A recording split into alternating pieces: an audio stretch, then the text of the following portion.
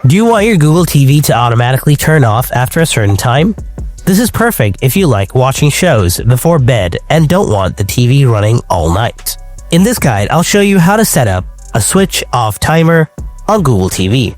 So let's get started. First up, on your Google TV home screen, navigate to the settings gear icon using your remote.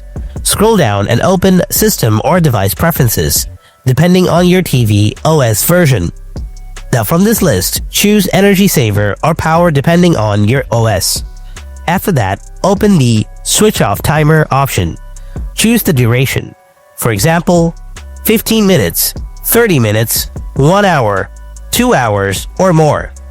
Once set, your Google TV will automatically switch off when the timer runs out. And that's it.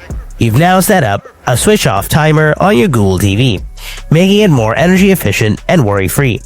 If you found this guide helpful, then don't forget to hit that like button and subscribe for more Google TV tips and tricks. Thanks for watching. I'll see you in the next video. Until then, stay tuned and take care.